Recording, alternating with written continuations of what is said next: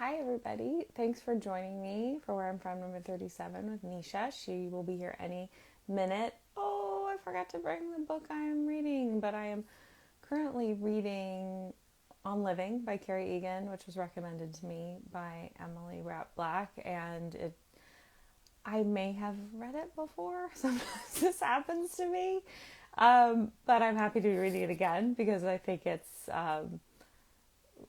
excellent, and it's really hitting me in the right place currently. She is a I'm talking about On Living by Carrie Egan. She is a hospice chaplain, so it's about her experiences talking with people and really holding space for people as they die, and her reflections and also the stories that these people want to share with her. And she starts out the book talking about how this woman, I'm waiting for Nisha. When she gets here, I'll stop telling the story. How this patient is nearing the end of her life, and she says to her, I've been waiting for a writer to come along to tell my story, and I've been praying and praying to God. And Carrie's thinking, I used to be a writer. Should I say anything? Should I? And eventually this woman just keeps talking about how she wants to tell her story to a writer because it's so important. And she tells her, I actually am a writer. And the woman says, you're a writer? Like a real writer? Like a woman who's written a book? And she said, yeah, I'm a real writer. She said, this whole time I've been waiting for a man, and it's been you this whole time. And it sets her off on this journey of writing this book and everything. But I love that. I thought it was very on point that the woman who's in her 80s, of course, was expecting a man. But it's a beautiful book if you haven't read it. I'm really loving it. So Nisha's here, and I'm trying to invite you. You can also request to join if you're not seeing my invite. You can request to join. So hopefully one of those will work. Hi, it did work. There we go. Sometimes it works and sometimes it doesn't, but it works. Yay. Welcome. How are you? I'm doing well. How are you?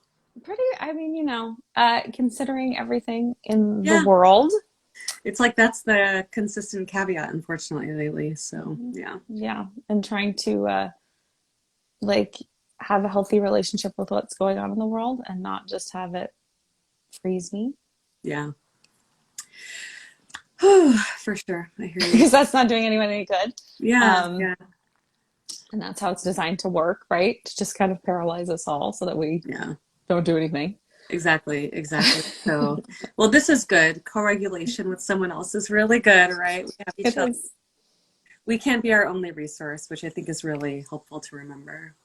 It is. I think so many of us are, I think this culture is very encouraging us to be, self-reliant, Yeah.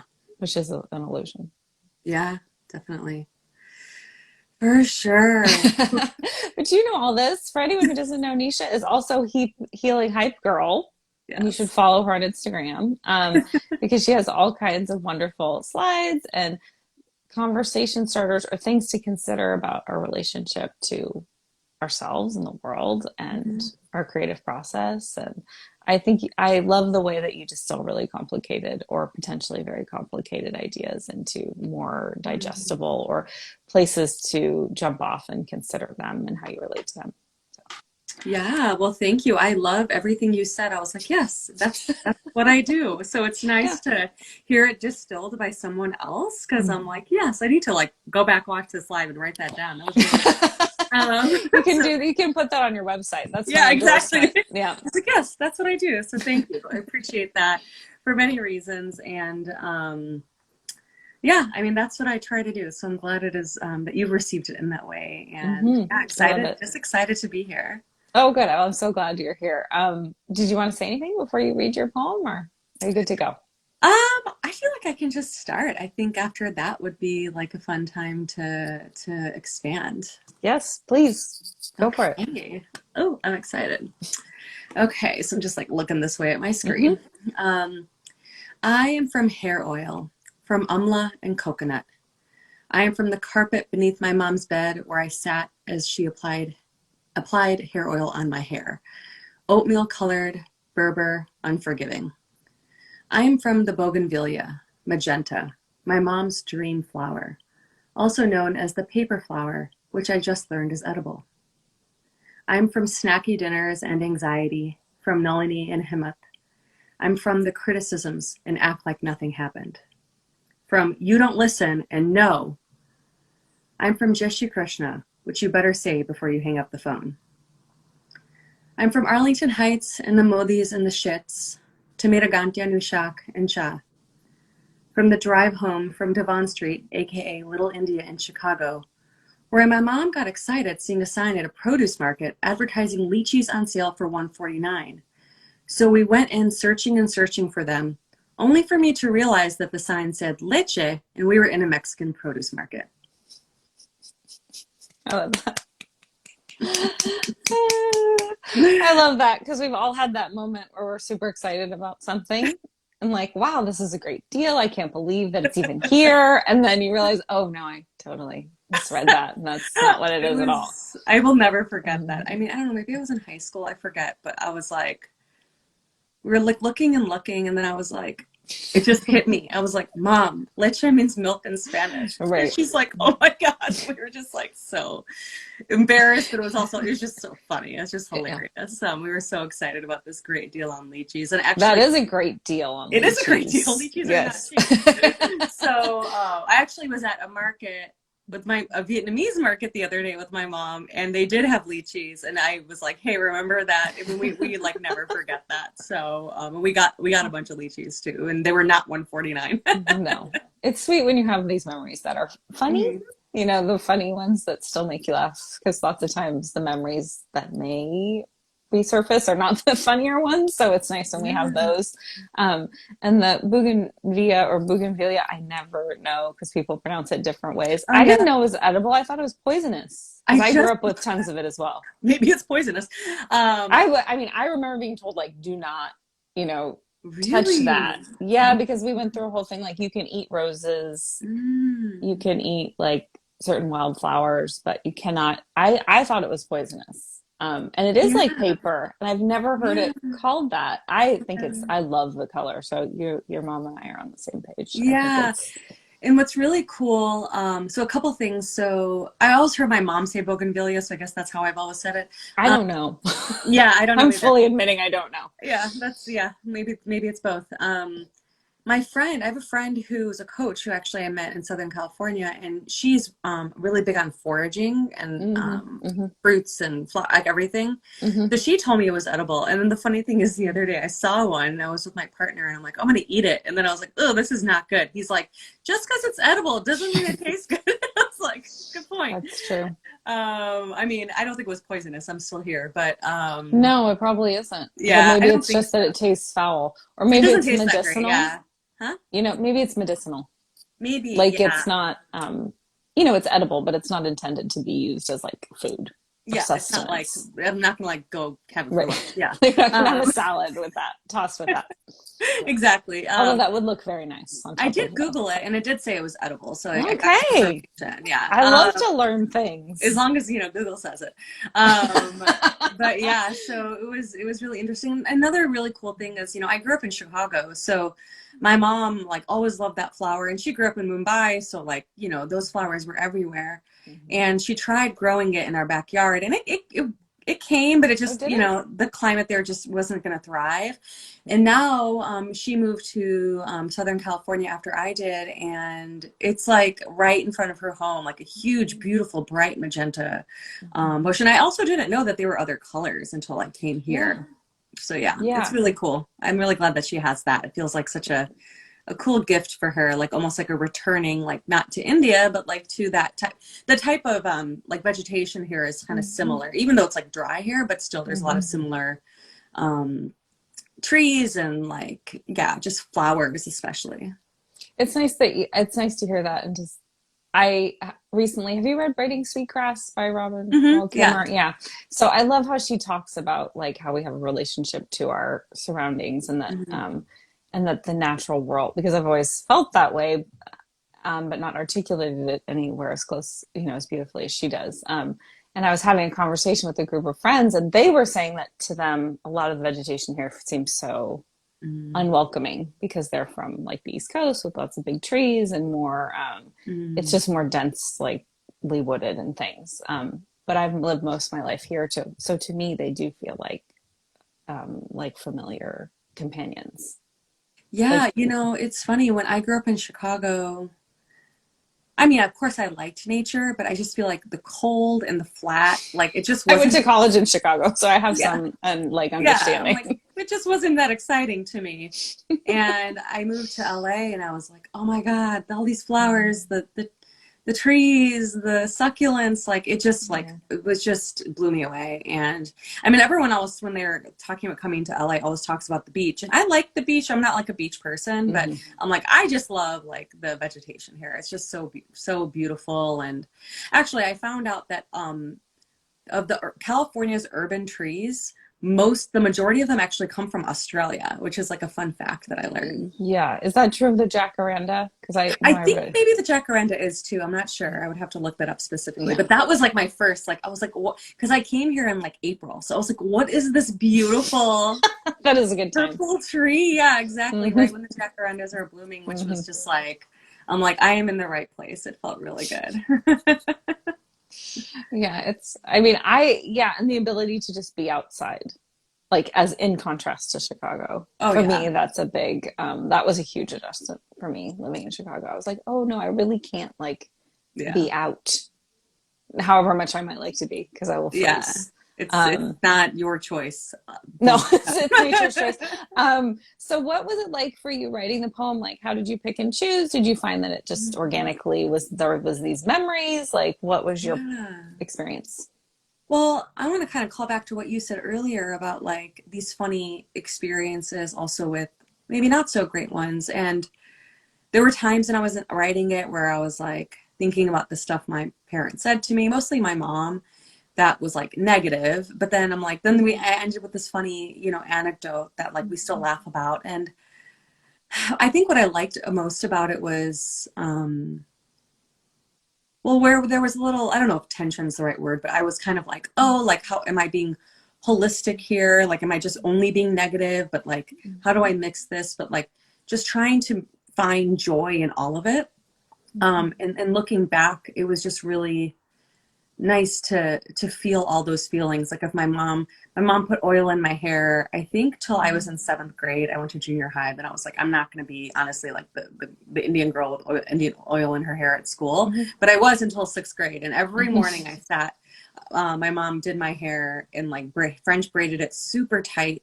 Oh yeah. And yeah, and I was just like, I'm done with this, and I felt like that was kind of growing up. Like I now have a choice with, my hair. But the funny thing is now if I go see my mom, I'm like, oh, can you put oil in my hair? It's like, it feels really nice and like rooted. I mean, I don't want it every day and I don't want her to French braid it, but it is like, I think it's a very cultural ancestral thing. Especially for South Asians to put coconut oil in your hair. And it is really good for your hair. And I mean, my hair's so soft after I wash it. And it is a very nice memory, even though I have these memories of like kind of hating that she did it and was like a control. And like one time she was on the phone and she took a comb and like was really hard on my cheek. And like there were these lines and I like resented her for it, but now I want her to do it. So I feel like writing it just made me think of all these memories and my relationship to it. You were talking about braiding sweetgrass, like our relationship to the land, our relationship to our relatives, and how things shift over time. And I'm really noticing that a lot with my mom and our relationship, that a lot of resentment and anger I had toward her is shifting. I mean, it's there and those experiences happened. And I feel like I liked ending it on the lychee story because we still have so much joy. It ended with that like pure joy and laughter and excitement about a good deal, like being an immigrant family, Yeah. And then I'm like, oh, but I'm learning Spanish in high school, so I knew that, it brought all these different cultural elements together, which I thought was really, really I thought it was really beautiful. Like, I don't know if it's scary to say this, but American moment. To me, it was a yeah, very like, yeah, this is like the strength of, these are the good things that we have. The sort yeah. of It like, was very American. yeah. Because I don't, it could happen somewhere else, but it definitely feels like to me like, oh yeah, you go in looking for Yeah. this, you're getting this, Yeah. everyone is finding a way to express and live and exist, and hopefully in a positive way. Yeah. Um, but do you find to me, it was a real like kind of tribute to your mother since it opened and closed with Mhm. her and her flowers. And like, I really felt her so strongly in it. And I know that you've shared about your mother on your social media. And so, I uh, felt her strongly. And you were saying that you're sort of evaluating or looking at these memories. And do you think that's related to your own personal healing, that you're able to reframe these things? Yeah, 100%. I really think so. I was telling someone recently that, and it's funny to say this because all of it's always been true, but how I'm feeling it within my body is different. Mm-hmm. Like, I no longer just see my mom as my mother. Of course, she's my mother, but I'm Mm-hmm. really, really starting to see her as a person. Yeah. And again, not that I didn't think she was a person before, but I know what really, you're saying though. you know what I mean? That Yeah, I do. embodiment of like, she was Mm-hmm. a little girl Yeah. who had pressure on her. And, Mm-hmm. I often talk about how my mom was born the year of the partition in India. And I Oh, feel like, well, she doesn't always have too much to say about it. She talks about how she had to stay in line for rations. That was the thing that she always mentions, which is like a really interesting scarcity thing, I think, too, because things were scarce. for sure. And, but I feel like there's something symbolic there about like colonization and patriarchy and all those effects on her, who my mom, who was an artist and who I feel like has so much art to share, but also feels a duty to do, like get married and have kids and do things like in the way she was supposed to do. It really Mm-hmm. makes me wonder if those influences weren't as heavy on her, if she would still want that. Maybe she would, but But it would be more of yeah. a choice than a, Yes, yeah, exactly. Then it should, right? yeah, yeah. So yeah, I really feel like it's part of my own healing process Mm-hmm. and seeing myself and having compassion for myself and knowing that like Mm-hmm. also knowing that the stuff my mom says, even if it's harmful to me or critical of me, it really has to do with her, you know? Mm-hmm. And I think it's something that we hear people say, especially in the wellness space, like, For sure. like Mm-hmm. whatever they're saying is not about you, Mm-hmm. but it's different to hear it and to really like feel it in your body. And I think my own process of like doing coaching with others and even reflecting about myself, like thinking that I am accountable, I can be an accountable human, and anything I say to someone is typically a projection from me. So how am I holding these moments with this person who's another human being to make sure that I am accountable in any conversation I have to things I say? And also, what is our relationship? What is like considered normal that I should question? What is considered normal that feels like just sweet and wonderful? And how do the two of us like kind of make a whole, like in a way, right? Like how are we our own organism in that sense? So I feel like that all of this has kind of shifted my relationship with my mom, and it's shifting what that organism kind of looks like because I'm able to know what's mine and know what's hers and discern that while still being with her, if that makes sense. Yeah. And I think that's such an important distinction that you began with between seeing your mother as just your mother and as a person, which is something that gets thrown around. But I think that um, it's true. Like all of us come with our own experiences and baggage or whatever word you want to use, trauma. And that I think as a child, it's really difficult to see any of that because it's really not your job and you don't have that kind of perspective. But as we grow older and we get more tools and we have more compassion for ourselves, we can then put that out in the world. And I think that when I'm feeling really bogged down with like politics or the world, or like, I try to just return to that because that's something I can do, is Mm-hmm. increase compassion for myself, which makes me a better participant in the world because I'm bringing that to the table instead of just resentment or Mm-hmm. frustration or anger, or, which I could do. I could Yeah, just bring that. same, Allison. Me too. I'm very capable of that. I'm very, very capable of, Yeah. I mean, yeah, it's like taking care of your own feelings, in a Yeah. way that's not like, that to me isn't like a disconnection. It's saying you have your Right. feelings and like, Right. that's great. And like, I can't take care of your feelings for you. Only Yeah. you can. And when you do that, you can come to a space in a way where you've taken care of yourself and you have more to offer and to give instead of ask. Because essentially, if you don't, you're asking someone else to take care of it, right? Like whether you want to Yes. or not. Or you're I think shoving that's, it down, like with toxic positivity or something like that. You know, yeah, you're just pushing it, which is also another, you know, yeah, really well trod path for me. You know, like, oh, I'm just gonna like say some positive thoughts and just shove it away.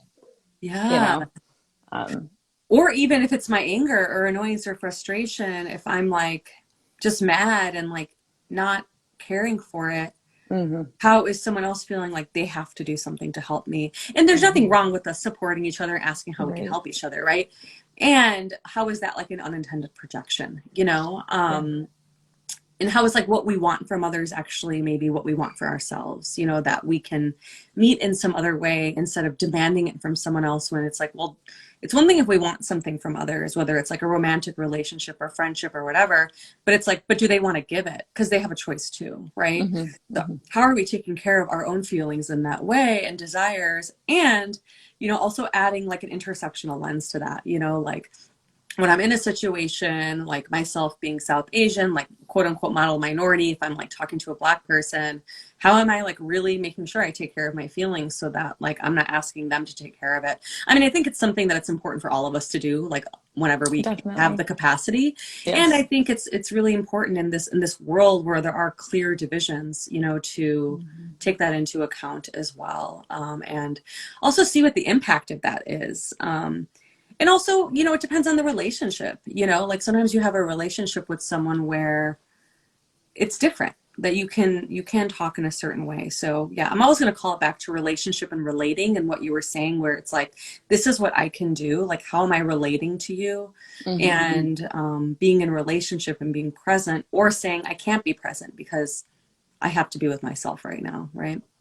yeah, which is a really powerful thing to say and to take that space for yourself. But it's like there's not a lot of modeling that goes Yeah. on of that behavior. So, you It's, know, I have like over the past couple of years, I think especially with COVID, I've gotten much better about not like making excuses. You know, I just don't want to, mm-hmm. you know, or I don't have time because I do want to take some time for myself, but not like Mm-hmm. generating some kind of thing that I think is socially acceptable I see what you're according to saying. who I don't Right. know.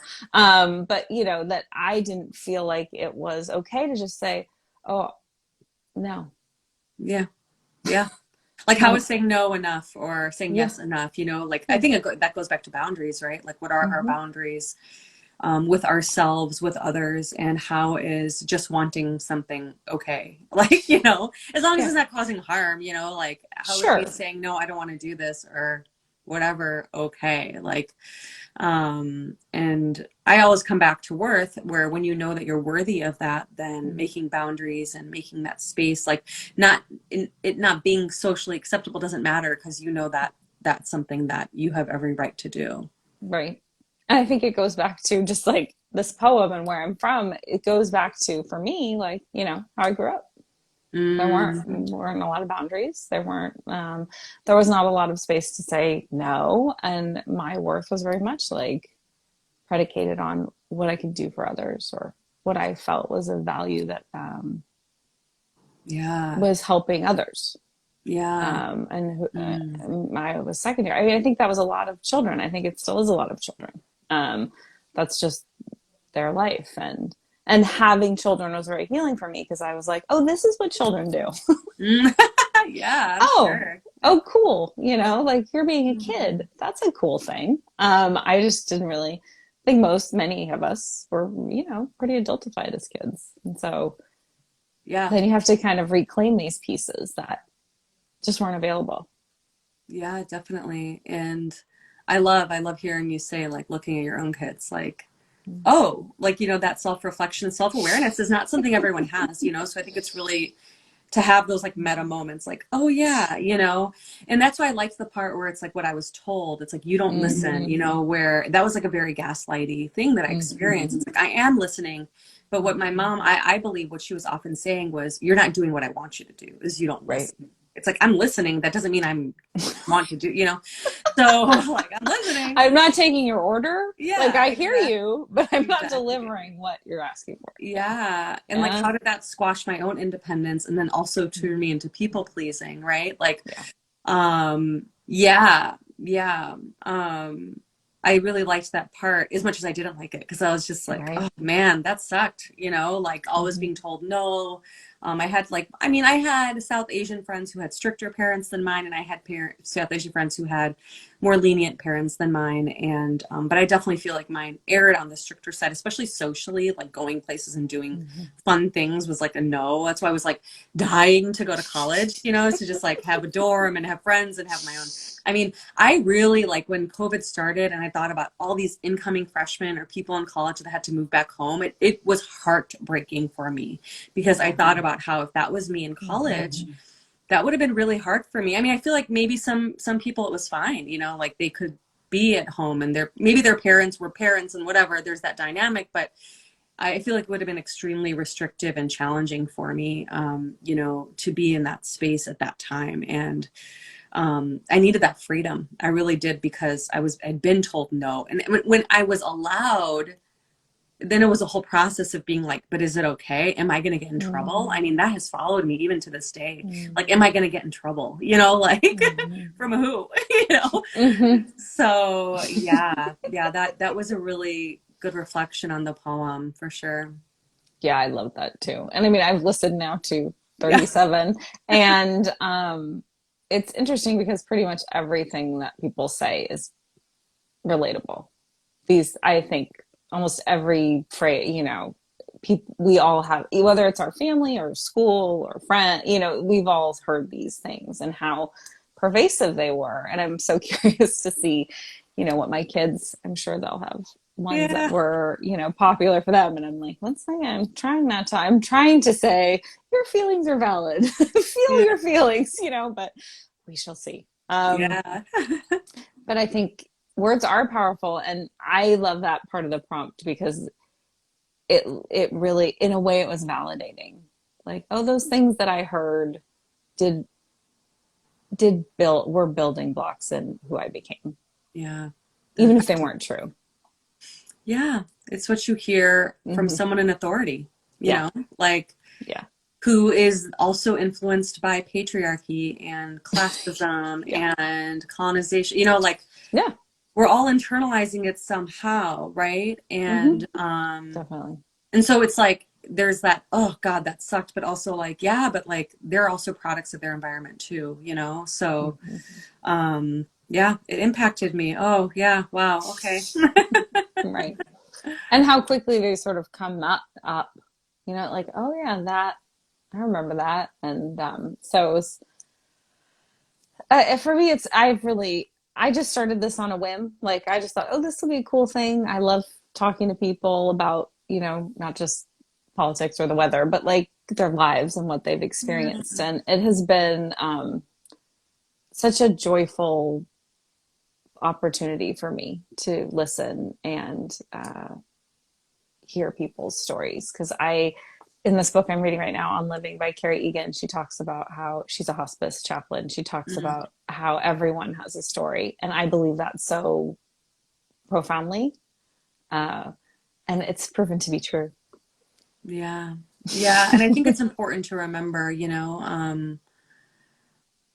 our own stories. I mean, this made me just think of like my own story in a different way, which I absolutely loved. And like, Oh, good. I grew up in Chicago, so the Highland Park shooting is, kind of on my mind, especially like I have a friend who was visiting her, who lives in actually Southern California, but she was visiting her parents who still live very close to Highland Park. And she was going to take her kids to the parade, but they were like running late, and I was just like, oh my God, like just thinking like what could have happened. And you think about the shooter and like, it's like they're like, oh, like there's so much, obviously there's so much there, and it's like they have a story, I mean, that doesn't make what they did okay at all. It's obviously harmful and very messed up, and we all have stories, and it's hard to really think about that when there is so much harm. So how can we know our own story and go back to that self-compassion and then Mm-hmm. see where that takes us when we Mm-hmm. interact with the world, you know? Yeah.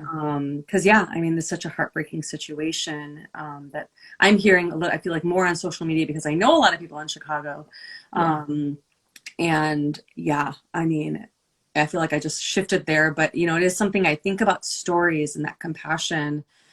And also, you know, you see usually people who are doing stuff like that, there's a lot of patriarchy there. There's a lot of, Yeah. you know, their own trauma probably that is manifesting in these harmful ways, you know.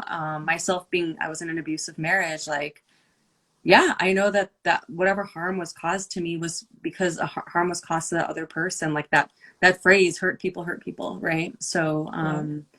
It's very yeah, true, yeah, and very powerful. And yes, we need gun control, but we also need like much more extensive mental health services.